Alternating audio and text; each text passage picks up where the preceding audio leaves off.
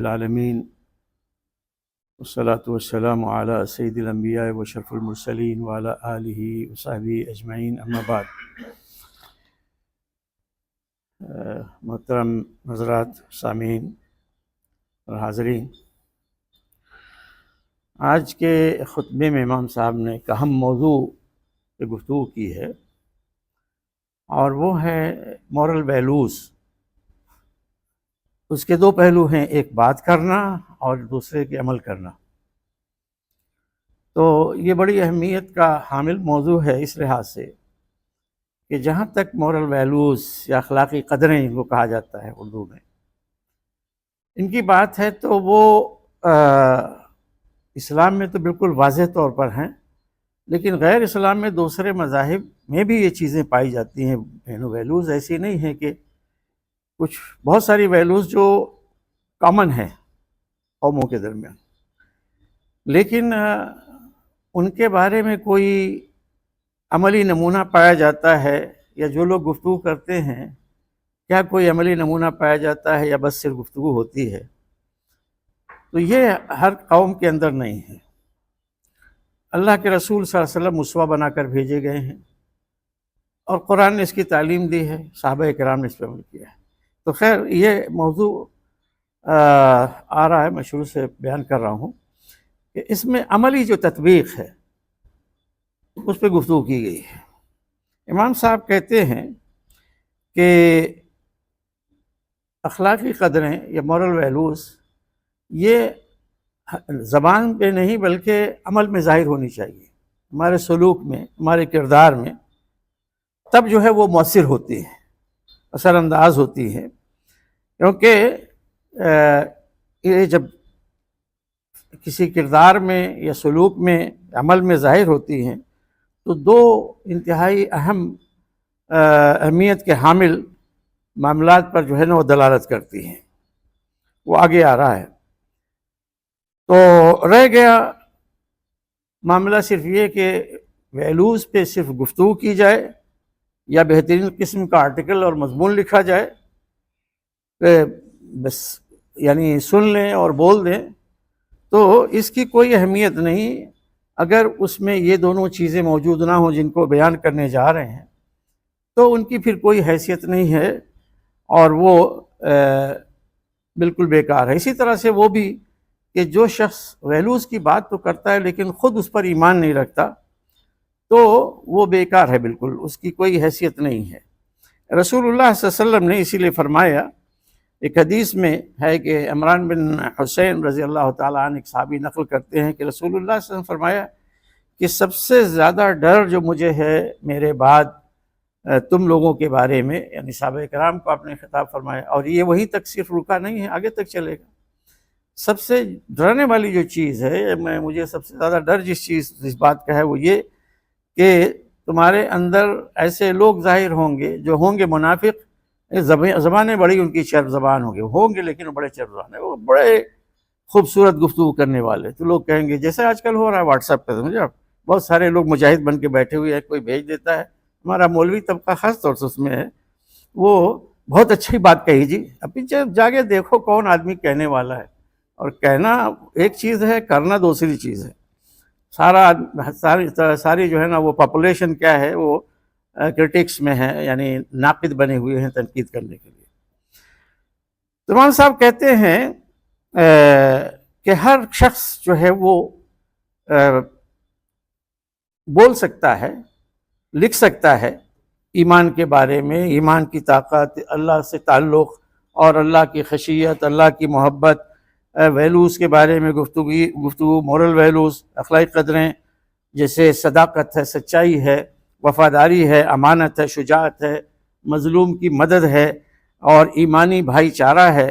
وغیرہ وغیرہ، اس طرح کی بہت ساری چیزیں۔ اسی طرح سے دوسرے مسائل اور ایشوز ان پہ گفتگو کر سکتا ہے، لیکن یہ گفتگو کرنا، یہ بات کرنا، یہ کافی نہیں ہے، بلکہ یہ ساری چیزیں بالکل ڈھہ جائیں گی، بیکار ہو جائیں گی جب سننے والا یا پڑھنے والا وہ دیکھے گا کہ یہ شخص جو بات کر رہا تھا یا لکھ رہا ہے، یہ اس کا عمل تو اس کے بالکل برعکس ہے۔ اس کا عمل اس کے بالکل برعکس ہے، کہتا کچھ ہے بڑی اونچی اونچی باتیں، لیکن عمل جو ہے اس پہ نہیں ہے۔ تو جو چیز مؤثر ہوتی ہے اور قابل قبول ہوتی ہے دین میں بھی لوگوں کے نزدیک، وہ یہ کہ انسان کا عمل، اس کا کردار، وہ یعنی حقیقت واقعہ بن کر سامنے نظر آئے، وہ صرف گفتگو نہ کرے، صرف قلم سے لکھے نہیں، بلکہ اس کی عملی زندگی میں وہ چیز جو ہے نظر آئے، اور اسی سے پتہ چلے گا کہ یہ شخص جو خطبہ دے رہا ہے، جو تقریر کر رہا ہے، جو لکھ رہا ہے، وہ اپنی گفتگو میں اور اپنے لکھنے میں، تحریر میں وہ سچا ہے، ورنہ وہ جھوٹا مانا جائے گا۔ اور میں ذرا سا مختصر کرتے ہوئے، کیونکہ بہت لمبا خطبہ امام صاحب نے جتنا کہا ہے اس سے زیادہ یہاں پر ہے، تو یہ کہتے ہیں کہ ایک تصویر، اور یہاں پہ اسی کے اس میں سمجھانے کے لیے کہہ رہے ہیں کہ عمل جو انسان کا ہوتا ہے وہ نظر آتا ہے۔ ایک تصویر بسا اوقات 1000 آرٹیکل پہ بھاری رہتی ہے۔ کوئی موضوع ہے، آپ دیکھیں، اگر ایک فوٹو ہے، ایک تصویر، امیج ہے، وہ سامنے آ جائے تو وہ پھر کسی بڑے لمبے چوڑے اور مضمون کی اور تقریر کی ضرورت نہیں پڑتی، بس وہ کافی ہے۔ یعنی گویا عمل اصل چیز ہے کہ جو اہمیت رکھتا ہے، اور صرف نظری گفتگو کرنا، تھیوریٹیکل گفتگو کرنا، تو یہ جیسے فلسفے انسان بیان کرتا ہے تو اسی طرح سے فلسفے کے طور پہ ایک چیز ہوگی، وہ آدمی پڑھتا ہے، سنتا ہے، لیکن گزر جاتا ہے۔ عملاً چیز چاہیے۔ اسی لیے کہتے ہیں، مثال دیتے ہوئے، کہ دین کے امور جو ہے، جو ہمارے دین میں داخل ہیں، وہ بہت ساری چیزیں ہم اس پہ غور کریں بالکل پریکٹیکلی نظر آتے ہیں۔ ہمیں طواف کرنے کے لیے کہا گیا ہے، تو طواف کے لیے کسی چیز ضرورت نہیں ہے، لیکن کعبہ وہاں پہ رکھا گیا ہے کہ ایک چیز سامنے نظر آئے۔ رمی کے لیے ہم کہیں بھی رمی کر سکتے ہیں، لیکن رمی کے لیے ایک جگہ ہے، وہ جمرات ہے، وہاں پہ رمی ہوگی۔ تو یہ تصویر کی یا نظر آنے والی چیز کی بڑی اہمیت ہے انسان کی زندگی میں، اور دینی حقائق کو سمجھنے اور سمجھانے کے سلسلے میں۔ یہ بات قرآن شریف میں، یعنی عمل، قول اور فعل، بات اور اس کے مطابق عمل کرنا، ان دونوں کی مطابقت اور کے بارے میں، اور اگر کوئی خلاف ورزی کرتا ہے تو اس کے بارے میں قرآن شریف میں اللہ تعالیٰ نے فرمایا ہے کہ اے لوگو جو ایمان لائے، یا الذین آمنوا لم تقولون ما لا تفعلون، اے لوگو جو ایمان لائے ہو، تم وہ باتیں کیوں کرتے ہو جو کرتے نہیں، کہتے کیوں ہو جو تم کرتے نہیں۔ تو اللہ کے نزدیک کبر مقتا عند اللہ ان تقولوا ما لا تفعلون، اللہ کے نزدیک، اللہ کی نگاہ میں یہ بات بہت ہی بھاری، بہت ہی بری ہے کہ تم کہو وہ بات جو تم کرتے نہ ہو، ٹھیک ہے۔ تو بلا شبہ اللہ تو ان لوگوں سے محبت کرتا ہے، ان کو پسند کرتا ہے جو اس کے جو اللہ کی راہ میں سب بستہ ہو کر لڑتے ہیں، گویا کہ وہ مضبوط سیسا پلائی ہوئی دیوار ہے۔ تو یہ کنٹیکس تو یہ ہے جہاد کا۔ جہاد کا وقت نہیں آیا تو لوگ بڑے یعنی وہ دعوے کرتے ہیں کہ ہم یہ کر دیں گے، ہم وہ کر دیں گے جب وقت آئے، اور اسی پہ ہر ایک چیز کو آپ قیاس کر لیجئے، سمجھا، ہم یہ کر دیں گے، وہ کر دیں گے، لیکن جب وقت آتا ہے تو پھر بہانے بازیاں شروع ہو جاتی ہیں، چھپ جاتے ہیں، بھاگ جاتے ہیں۔ تو وہ جہاد کا موقع تھا، اس کے بارے میں فرمایا کہ اللہ تعالیٰ نے کیوں کہتے ہو باتیں جو کرتے نہیں ہو۔ تو یہ یعنی صرف زبانی ہوائی باتیں کرنا اللہ کو پسند نہیں ہے۔ اللہ ان کو پسند کرتا ہے جو اس کی راہ میں لڑتے ہیں سیسا پلائی ہوئی دیوار بن کر، یعنی تمام مسلمان جو وہاں پہ ہیں وہ بالکل جڑے ہوئے ایک کے ساتھ، گویا کہ وہ سیسا پلائی ہوئی دیوار ہے۔ اور اسی طرح سے اللہ سبحانہ وتعالیٰ نے بیان فرمایا کہ تم لوگوں کے لیے اللہ کے رسول میں، یعنی اللہ کے رسول صلی اللہ علیہ وسلم کی زندگی میں اسوہ ہے، نمونہ ہے، بہترین اسوہ ہے، بہترین نمونہ ہے ان لوگوں کے لیے تم میں سے کہ جو اللہ سے اور روز آخرت کی امید رکھتے ہیں، یعنی انہیں اللہ کے سامنے پیش ہونا ہے، آخرت کی جواب دہی، حساب کتاب ہوگا۔ ان کو، جن لوگوں کو یہ اس بات کی امید ہے، تو ان کے لیے بہترین نمونہ، بہترین رول ماڈل کہاں ہے؟ اللہ کے رسول صلی اللہ علیہ وسلم میں۔ اور اسی طرح سے اللہ تعالیٰ نے یہ بھی فرمایا کہ تم لوگوں کے لیے بہترین اسوہ ہے ابراہیم میں اور وہ لوگ جو ان کے ساتھ تھے، یعنی حضرت ابراہیم علیہ السلام اور ان کے ساتھ جو لوگ ایمان لائے تھے، کہ ان کی زندگی میں بھی تمہارے لیے اسوہ حسنہ ہے، کہ جب کہ انہوں نے اپنی قوم کے لوگوں سے کہا کہ ہمارا تم سے کوئی تعلق نہیں، ہم تم سے بالکل بری ہیں، ٹھیک ہے نا، ہمارا کوئی تعلق نہیں تم سے، اور اسی طرح سے جو اللہ کو چھوڑ کر جن کو تم پوجتے ہو ان سے بھی ہم بری ہیں، ہمارا کوئی تعلق نہیں، ہم نے تمہارا کفر کیا یعنی انکار کیا، اور ہمارے اور تمہارے درمیان ہمیشہ ہمیش کے لیے دشمنی قائم ہو گئی اور نفرت قائم ہو گئی، یہاں تک کہ تم ایمان لاؤ اللہ پر، تنہا صرف اور صرف اللہ پر، یعنی اس کے بغیر ہمارے تمہارے درمیان کوئی جب جھگڑا ہوا تھا ان کا، ہمارا تم سے کوئی تعلق نہیں۔ یہ بات انہوں نے کس سے کہی؟ اپنی قوم سے، اور قوم میں سر فہرست ان کے باپ اذر۔ تو یہ ہے مسلمانوں کا یہ کہ جب ایمان کی صلابت آتی ہے، ایمان پہ پختگی کے ساتھ جمنا، تو یہ دکھلانا ہوگا کہ پھر نہیں کہ باپ جو ہے کفر کی دعوت دیتا ہے، باپ کی خواہش میں جو ہے بیٹھے رہیں، ماں کچھ کہتی ہے تو خلاف دین تو اس پہ بیٹھے رہیں ماں کی وجہ سے۔ اللہ کے لیے ہر ایک کی قربانی جو ہے دی جا سکتی ہے، لیکن اللہ کی قربانی کسی کے لیے نہیں دی جائے گی۔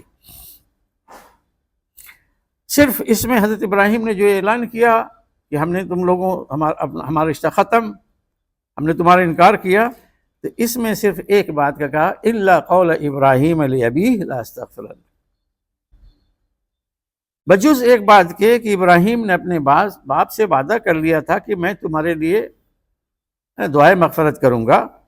لیکن میں اللہ سے تمہارے بارے میں مجھے کوئی اختیار نہیں حاصل ہے،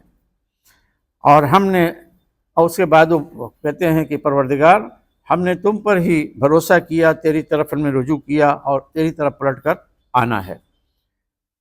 تو یہ حضرت ابراہیم علیہ السلام جب اپنی قوم سے رخصت ہو رہے تھے تو اپنے باپ سے انہوں نے یہ وعدہ کیا تھا، ٹھیک ہے تم تو گمراہ ہو گئے ہو،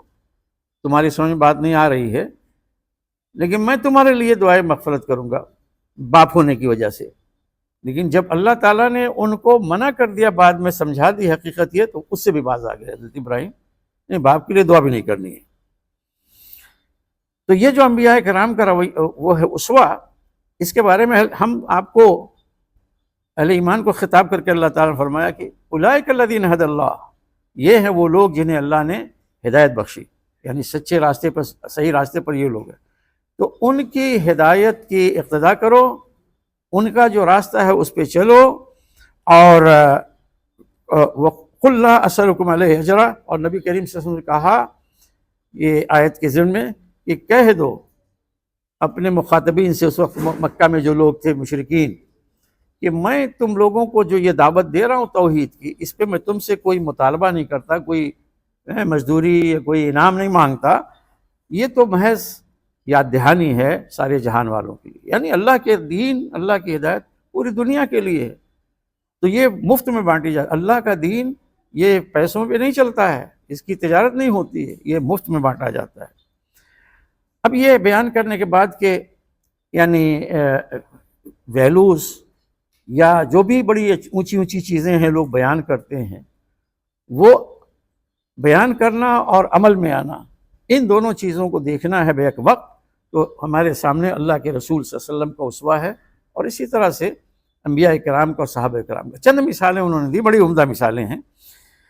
کہ مثال کے طور پر انسان کو قدرت حاصل ہے انتقام لینے کی، لیکن اس کے باوجود وہ کیا ہے، معاف کر دے، باتیں یہ کریں گے، ہم دیکھتے ہیں ہندوؤں کے جو ہے نا بیٹھ کے بھاشن دیتے ہیں، وہ بھی بولتے ہیں لیکن معاف وہ نہیں کرتے، ستیہ ناش کر ڈالا ہے حقیقت انسانی زندگی یا مورل ویلوز کا ستیہ ناش کر دیا ہے۔ بدقسمتی سے جب ایک وبا چلتی ہے تو اس میں مسلمان بھی متاثر ہوتے ہیں، مسلمانوں بہت سارے ایسے لوگ ہیں۔ آپ دیکھیں کہ مسلمانوں کے اندر اس طرح سے جھگڑے آج ہو رہے ہیں، میں روزانہ اخبار پڑھتا ہوں انڈیا کے، تو اس میں یہ کہ بھائی بھائی میں لڑائی ہو رہی ہے، بیٹا باپ سے جھگڑ رہا ہے، باپ جو ہے بیٹے سے کو جو ہے ہر ایک جو ہے نکلتا ہے میں نے اس کو آگ کر دیا، پتہ نہیں کیا کیا چیز۔ یہاں پہ بات ہو رہی ہے کہ قدرت رکھنے کے باوجود، یعنی ان کے پاس اختیار ہے، وہ چاہیں تو انتقام لے سکتے ہیں لیکن پھر بھی معاف کرتے ہیں۔ تو حضرت ابو ہریرہ رضی اللہ تعالیٰ عنہ کہتے ہیں، روایت کرتے ہیں، کہتے ہیں کہ نبی کریم صلی اللہ علیہ وسلم نے کچھ فوجی شہ سوار بھیجے نجد کی طرف، اور تو وہ لوگ گئے. اس وقت ہوا کرتا تھا، ایک دور آیا تھا کہ ایک چند لوگوں کا ایک گروپ جو ہے بھیجتے تھے یہاں وہاں، بس وہ جو کہیں بغاوت ہو جائے تو اس کو سنبھالنے کے لیے، کہیں دشمن تیاری کر رہا ہو تو اس کی اطلاع لینے کے لیے. یہ لوگ جب نکلے ہیں تو ایک آدمی قبیلہ بنی حنیفہ کے ان کو گرفتار کر لیا، اس کو لے کر آئے. ان کا نام ثمامہ بن اسال تھا. اور لا کے پھر رسول اللہ صلی اللہ علیہ وسلم کی مسجد میں ان کو ایک ساریہ وہاں پہ بولتے ہیں، یہ جو پلرز ہوتے ہیں مدینہ منورہ میں، آپ نے دیکھا مسجد کے اندر جو مین مسجد ہے اس کے اندر جو پلرز ہیں ان کو ساریہ بولتے. اس وقت کم تھے، ساریہ تھے. لا کے انہیں باندھ دیا کہ یہ قیدی ہیں، مشرک ہیں. رسول اللہ صلی اللہ علیہ وسلم، اختصار کرتے ہوئے اس کو میں شارٹ میں بیان کرتا ہوں، کہ رسول اللہ صلی اللہ علیہ وسلم نکلے، تشریف لائے اور دیکھا کہ یہ تو ثمامہ ہے. پہچان گئے، اپنی قوم کا سردار تھا، معمولی آدمی نہیں. قبیلہ بنی حنیفہ کا وہ جو ہے سردار تھا نجد کے علاقے میں اس زمانے میں. آپ نے دیکھا آئے تو بڑے یعنی شفقت بھرے محبت بھرے انداز میں پوچھا کہ ثمامہ کیا حال ہے. تو وہ جانتا تھا کہ یہ آپ ہیں نبی کریم صلی اللہ علیہ وسلم جو نبوت کا دعویٰ کیے ہوئے ہیں اس کے بقول. تو پوچھا رسول اللہ صلی اللہ علیہ وسلم کیا حال ہے ثمامہ. تو اس نے کہا کہ سب کچھ ٹھیک ہے میرے پاس ہے محمد، اگر تم قتل کرتے ہو مجھے تو تم خون والے کا قتل کرو گے. یہاں خون والے کا مطلب یہ ہے کہ میری قوم میرے پیچھے ہے، وہ میرا خون اس کا قصاص لیں گے، یعنی لڑنے والی قوم. دم جو ہے بولتے ہیں اس طرح سے بولتے ہیں، دم کے معنی بدلہ لینا، انتقام لینا، جس کو قصاص کہا جاتا ہے. اگر آپ مجھے مارتے ہیں تو میں دم والا ہوں، میرے پیچھے میری قوم ہے قصاص لینے کے لیے. اور اگر احسان کرتے ہیں تو یہ احسان ایک شکر گزار اپریشیٹ کرنے والے شخص کے اوپر ہوگا، میں اپریشیٹ کروں گا. اور اگر پیسے چاہیے، دولت چاہیے تو مت پوچھو، مانگو، جو چاہے مانگو، ملے گا. رسول اللہ صلی اللہ علیہ وسلم مسکرائے، چھوڑ دیا، چلے گئے. ایسے اسی حال پہ دوسرے دن پھر تشریف لائے اور وہی اسی طرح سے پوچھا کہ ثمامہ کیا حال ہے. اس کا جواب بھی وہی تھا. تیسری مرتبہ پھر آئے تیسرے دن اور آگے کہا ثمامہ کیا حال ہے. تو اس نے وہی جواب دیا جو پہلے جواب دیا تھا. تو رسول اللہ صلی اللہ علیہ وسلم نے صحابہ کرام سے کہا کہ ثمامہ کو چھوڑ دو، اسے آزاد کرو. تو لوگ جو ہے انہوں چھوڑ دیا. تو وہاں سے وہ نکلے ہیں مسجد سے باہر، قریب کے ایک باغ میں وہ گئے ہیں اور جا کے وہاں پہ نہایا دھویا، یعنی طہارت حاصل کی، اور پھر واپس آ کے مسجد میں داخل ہوئی اور آ کے رسول اللہ صلی اللہ علیہ وسلم کے سامنے کہا کہ میں گواہی دیتا ہوں کہ اللہ کے سوا کوئی معبود نہیں، اشہد ان لا الہ الا اللہ، اور میں گواہی دیتا ہوں کہ آپ اللہ کے رسول ہیں. اس کے بعد اس نے کہا کہ واللہ خدا کی قسم روئے زمین پر آج سے پہلے آپ سے زیادہ مبغوض، یعنی جسے نفرت کی جائے، ایسا کوئی چہرہ نہیں تھا. آپ سے مجھے سب سے زیادہ بڑھ کر آپ سے جو ہے نفرت تھی، لیکن آج آپ کا چہرہ سب سے روئے زمین پر سب سے پیارا چہرہ ہے میرے لیے. اور مزید کہا کہ آپ کا یہ دین، یہ سب سے ایسا دین تھا، سب سے نفرت جس سے زیادہ ہو وہ دین تھا، مجھے اس سے سب سے زیادہ نفرت تھی، لیکن آج یہ دین مجھے سب سے زیادہ محبوب ہے. آپ کا یہ شہر یہ سب سے زیادہ قابل نفرت تھا میرے نزدیک، آج وہ سب سے زیادہ محبوب ہے. اور پھر انہوں نے کہا کہ آپ کے جو شہسوار آئے تھے جنہوں نے مجھے گرفتار کیا، وہ آئے اور انہوں نے مجھے گرفتار کیا، حالانکہ میں لڑنے کے لیے نہیں نکلا تھا، میں سفر پہ تھا، عمرہ کرنے جا رہا تھا. یعنی اس زمانے میں مشرکین کے ہاں بھی عمرے پہ اگر کوئی جائے تو اس کو گرفتار نہیں کرتے. تو میں عمرے پہ جا رہا تھا، اب بتائیے آپ کیا کہتے ہیں. تو رسول اللہ صلی اللہ علیہ وسلم نے انہیں بشارت دی اور خوشخبری سنائی، کہا کہ تم آزاد ہو، جاؤ جا کے عمرہ کر کے آؤ. اب وہ آئے، پہنچے، واقعی راستے میں تھے، چلے گئے سیدھے عمرہ کرنے جس کے لیے نکلے تھے. جب وہاں پہ پہنچے تو وہاں پہ کسی نے کہا، خبر پہنچ گئی وہاں پہ، کسی نے کہا کہ سنا ہے کہ تم بے دین ہو گئے ہو، سبوتا یعنی بددین ہو گئے ہو. تو ان کا نہیں، میں بددین نہیں ہوا، بے عقیدہ نہیں ہوا، بلکہ میں محمد رسول اللہ صلی اللہ علیہ وسلم کے ساتھ میں نے اسلام قبول کر لیا ہے. اور سن لو یہ بھی کہ خدا کی قسم اب تمہیں یمامہ سے، یمامہ وہ علاقہ ہے آج بھی ہے، اس کو کہا جاتا ہے یمامہ، یہاں سے تم کو گندم کا ایک دانہ بھی نہیں ملے گا جب تک کہ اللہ کے رسول محمد صلی اللہ علیہ وسلم اس کی اجازت نہ دیں. تو یہ یمامہ کا جو علاقہ تھا، یہیں پہ سارے ایگریکلچر جو ہے نا وہ زراعت ہوتی تھی، اور یہیں سے مکہ میں یہ چیزیں سپلائی ہوتی تھی. مکہ میں تو کوئی کھیتی باڑی تھی نہیں، یہاں سے ان کی رسد جو ہے سپلائی ہوتی تھی. چنانچہ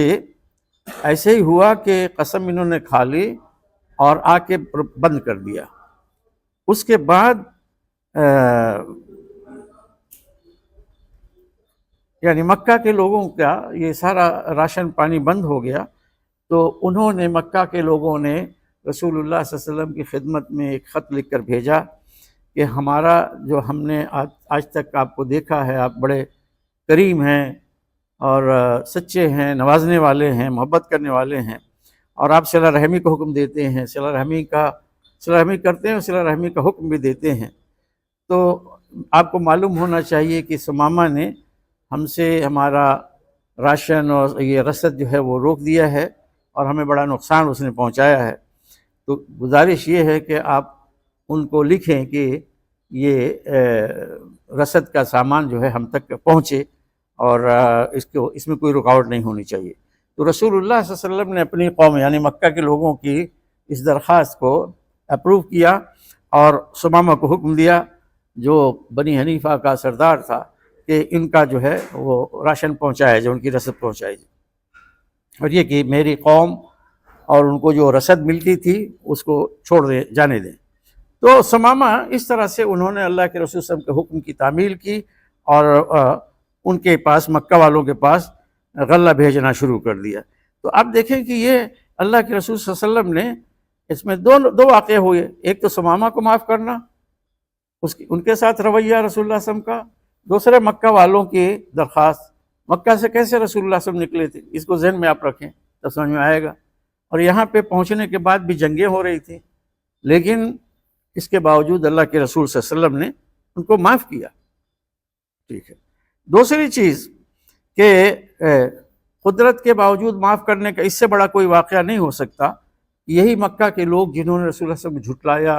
اور تکلیف دی، انہیں ان سے لڑائی لڑی، اور پھر انہیں وہاں سے مکہ سے نکلنے پہ مجبور کیا. آپ نے ہجرت فرمائی. تو رسول جب آپ صلی اللہ علیہ وسلم وہاں پہ پہنچے ہیں فتح مکہ کے وقت، تو اس وقت کیا ہوا کہ پوری قوم حاضر ہوئی. جو لوگ ابھی تک مشرک تھے سب لوگ حاضر ہوئے. تو لوگوں نے وہاں پہ رسول اللہ صلی اللہ علیہ وسلم پوچھا کہ تمہارا میرے بارے میں کیا خیال ہے. ظاہر ہے کہ اس زمانے کے جو دستور تھا وہ کہ گردنیں سب کی کاٹ دی جائیں. پوچھا کہ بھئی کیا تمہارا میرے بارے میں خیال ہے؟ تو لوگوں نے کہا کہ شریف بھائی ہیں، شریف بھائی کے بیٹے ہیں.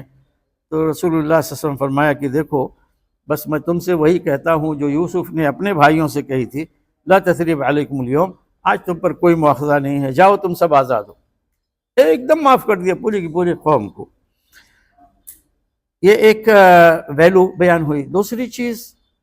بہادری کے قصے ہوتے ہیں. آج دیکھیں بزدل ترین لوگ جو ہوتے ہیں، بالکل بزدل، وہ اپنے آپ کو دکھاتے ہیں کہ بڑے ہم.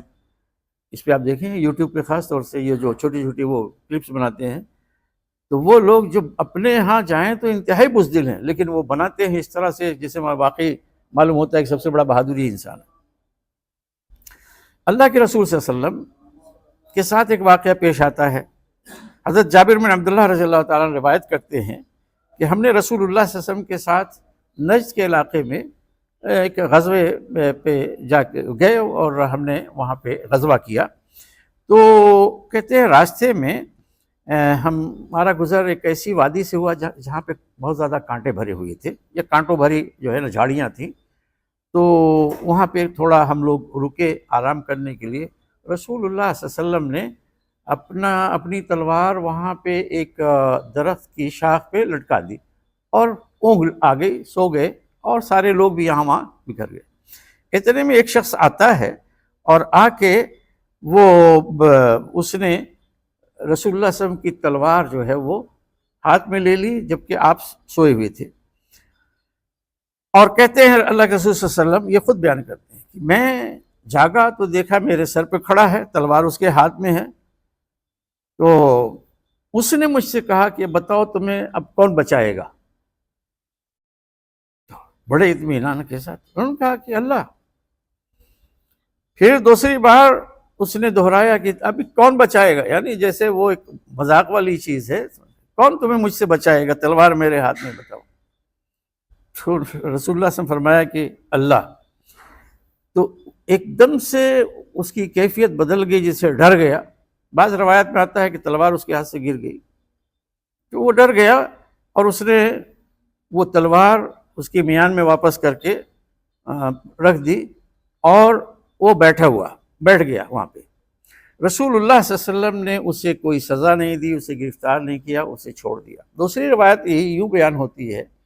کہ تلوار گر گئی، ہاتھ سے چھوٹ گئی، ڈر کے مارے اس کے اوپر وہ ڈر طاری ہو گیا، جس اعتماد سے، جس یعنی شجاعت سے رسول اللہ صلی اللہ علیہ وسلم نے اس کو فیس کیا اور کہا اللہ بچائے گا، تو اس کی کیفیت بدل گئی، گر گیا۔ تو آپ صلی اللہ علیہ وسلم نے اٹھا لی تلوار، اب بتاؤ تمہیں کون بچائے گا؟ تو رسول اللہ صلی اللہ علیہ وسلم نے اسے چھوڑا۔ تو یہاں پہ یہ دیکھیے بہادری، شجاعت اور عفو، معافی، یہ ساری چیزیں جمع ہیں۔ تو اس اعرابی نے کہا کہ یعنی بہترین آپ معاف کرنے والے ہیں، معاف کیجئے۔ تو رسول اللہ صلی اللہ علیہ وسلم فرمایا کہ تو کیا تم شہادت کے لیے تیار ہو کہ اشہدو ان لا الہ الا اللہ کہو؟ انہوں نے کہا کہ نہیں، لیکن میں آپ سے یہ عہد کرتا ہوں کہ میں آپ سے لڑوں گا نہیں، مطلب جنگ نہیں کروں گا، اور نہ ہی کسی ایسی قوم کے ساتھ میں شامل ہوں گا جو آپ سے لڑیں، جنگ کریں۔ تو رسول اللہ صلی اللہ علیہ وسلم نے اس کا راستہ چھوڑ دیا، جاؤ، آزاد کر دیا۔ تو وہ گیا اپنے ساتھیوں میں پہنچا جہاں پہ وہ تھا، اور جا کے ان سے کہتا ہے کہ دیکھو حقیقت یہ ہے کہ میں آج میری ملاقات ہوئی، اس طرح ہوا، اور میں بہترین انسان جو ہو سکتا ہے اس کے پاس سے آ رہا ہوں، اس سے مل کر آ رہا ہوں۔ تو اس روایت کے اوپر واقعی ایک مشہور جو ہے سیرت نگار ہیں، تاریخ لکھنے والے، انہوں نے لکھا ہے کہ وہ شخص اسلام لایا اور واپس اپنی قوم کی طرف پلٹ کر گیا، اور پھر اس کے ذریعے سے قوم کے بہت سارے لوگ اسلام لائے۔ حدیبیہ کے موقع پر رسول اللہ صلی اللہ علیہ وسلم، یہ واقعہ لکھا ہے لیکن بیان نہیں کیا خطبے میں، ہم آگے بڑھتے ہیں۔ ویسے بڑا دلچسپ، بڑا اچھا وہ واقعہ ہے۔ آپ صلی اللہ علیہ وسلم کے بعد حضرت ابوبکر صدیق رضی اللہ تعالیٰ عنہ، آپ صلی اللہ علیہ وسلم کی وفات ہوئی تو مدینہ میں ایک دم سے یعنی گویا ہل گئے، ناقابل یقین اللہ کے رسول کو وفات ہو سکتی ہے۔ تو یہ کئی بار یہاں پہ بیان ہو چکا ہے، تو یعنی بوکھلائے ہوئے تھے لوگ۔ حضرت ابوبکر صدیق رضی اللہ تعالیٰ عنہ وہ بالکل ہوش و حواس اپنے سنبھالے ہوئے، اور آ کے وہ قرآن کی آیت انہوں نے پڑھی، وما محمد الا رسول قد خلت من قبلہ الرسل افإن مات وقتل انقلبتم علی اعقابکم۔ فرمایا کہ محمد اللہ کے رسول ہیں، جس طرح سے ان سے پہلے بہت سارے رسول گزر چکے ہیں، تو کیا اگر ان کو موت آ جائے یا وہ قتل کر دیے جائیں تو تم اپنے ایڑیوں کے بل پیچھے پلٹ جاؤ گے، یعنی مڑ جاؤ گے، دین سے ہٹ جاؤ گے؟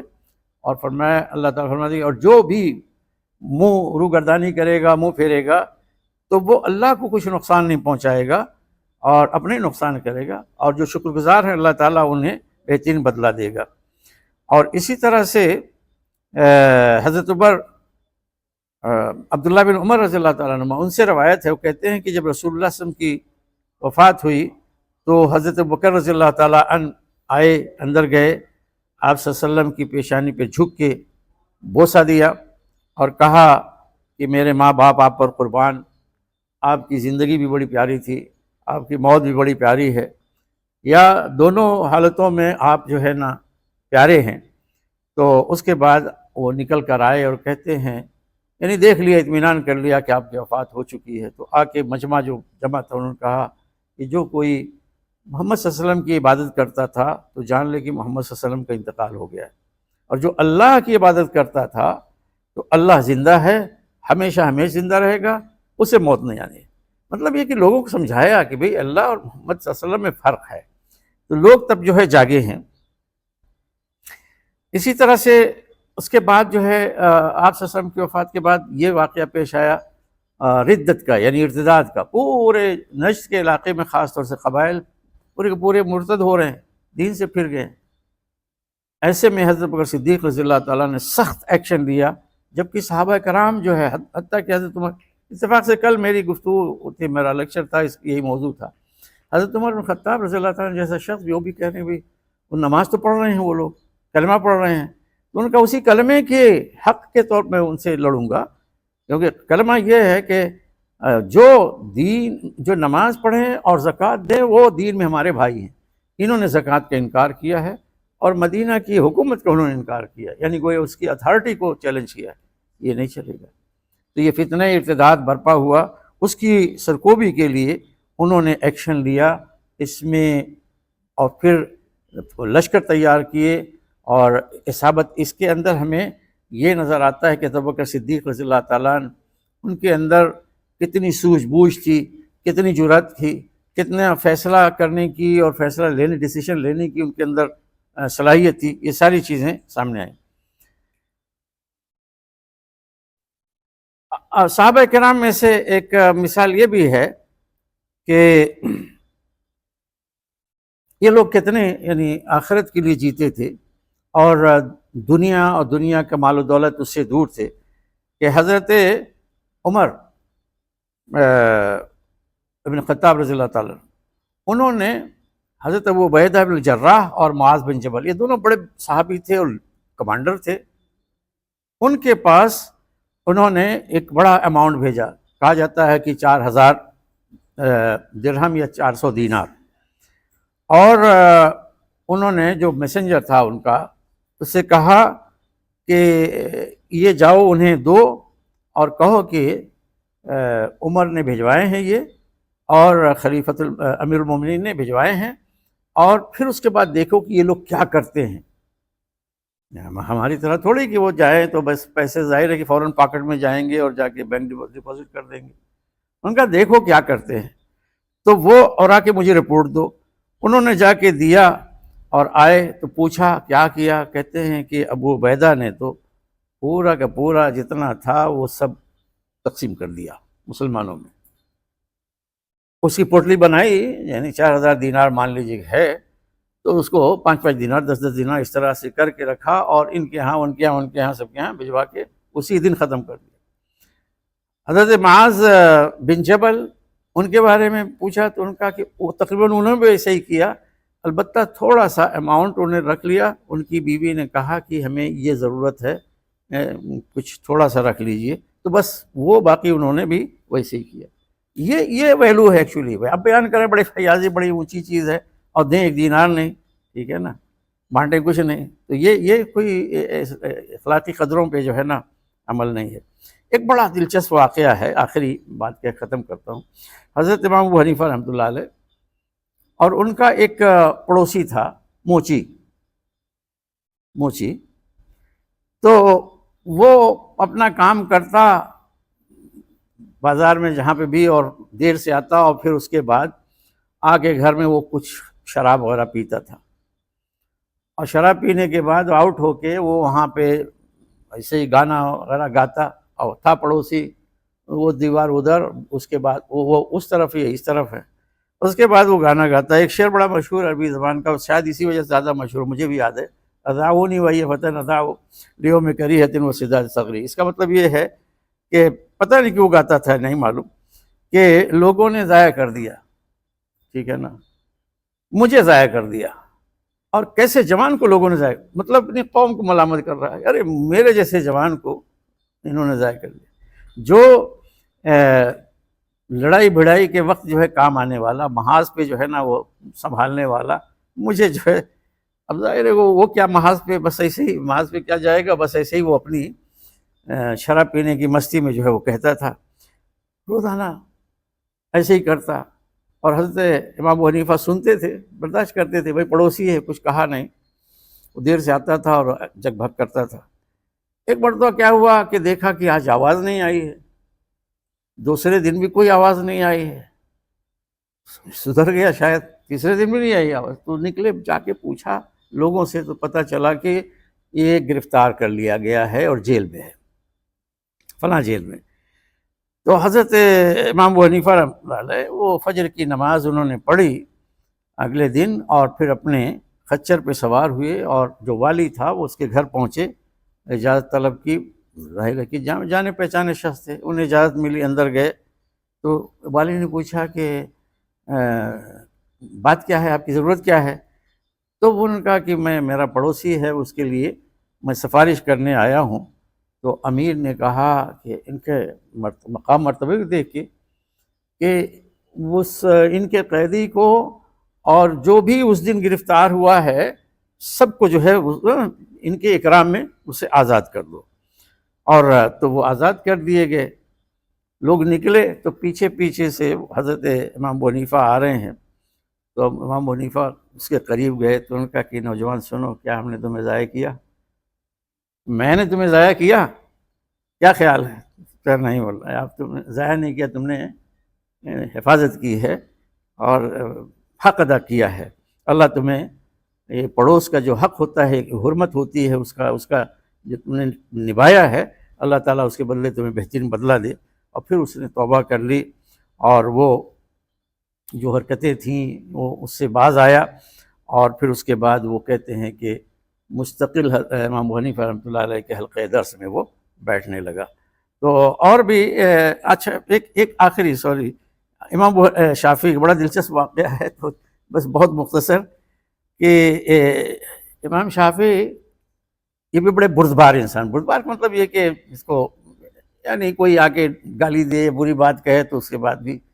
وہ سنبھلے رہیں، کچھ ریئیکٹ نہ کریں۔ تو انہوں نے دیا اس کو ٹیلر کو اپنا ایک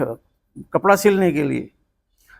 کچھ لوگ امتحان لینا چاہتے تھے، ہر زمانے میں ایسے لوگ ہوتے ہیں شریر قسم کے لوگ، تو انہوں نے کہا کہ یہ جو ہے دیکھیں کہ بڑے مشہور ہیں، بڑے عالم ہیں، عملاً کیا ہے کرتے ہیں۔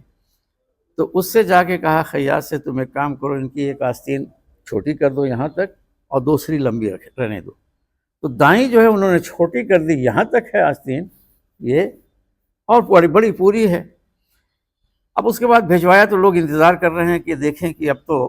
نکلیں گے چیختے چلاتے ہوئے، شور مچاتے ہوئے۔ نہیں آئے، ایک دن، 2 دن، 3 دن، پھر نہیں، بالکل کوئی ریئیکشن نہیں ہوا کہ آ کے اس کے اوپر برس پڑے، خیاط کے اوپر، درزی کے اوپر۔ تو بالآخر وہ لوگوں نے جنہوں نے شرارت کی تھی، انہوں نے جا کے پوچھا کہ ہم وہ اب جو ہے اس کے پاس آئے نہیں، اور آپ کی آستین چھوٹی ہے اور بڑی ہے۔ تو انہوں نے کہا نہیں، تو میں تو اس کا شکریہ ادا کرتا ہوں، تو بڑا اچھا اس نے کیا ہے، میں لکھنے پڑھنے والا آدمی ہوں، اس سے جو ہے میں قلم چلاتا ہوں، ہمیشہ بچانا پڑتا ہے، یوں کرو جو ہے نا، چڑھاؤ آستین، تب لکھنا پڑتا ہے۔ اس نے بہت صحیح کیا کہ یہ کاٹ دیا تو میرا ہاتھ جو ہے نا آزاد رہتا ہے، مجھے روشنائی کے لیے اس کی ضرورت نہیں پڑتی، اور بایاں جو ہے اس سے تھوڑا سا مجھے کیا ہے کہ صاف کرنا ہے، اور اس میں کتابیں اپنی جو ہے وہ رکھنی ہیں، اور کبھی گرمی، سردی ہے تو گرمی، یہ بڑا اچھا ہے۔ تو اس نے بالکل پرفیکٹ سلا ہے۔ تو یہ بہترین، مطلب اس طرح سے انہوں نے اس کی تعویل کی۔ تو خلاصہ کلام یہ کہ ویلوز جو ہوتے ہیں نا، ان کی باتیں صرف باتیں ہوتی ہیں جب تک ان پر عمل نہ کیا جائے۔ تو عمل کرنا ضروری ہے، قول اور فعل میں مطابقت ہونی چاہیے۔ اللہ تعالیٰ سے دعا ہے کہ ہم سب کو اسی توفیق بخشے۔ وآخر دعوانا الحمدللہ رب العالمین۔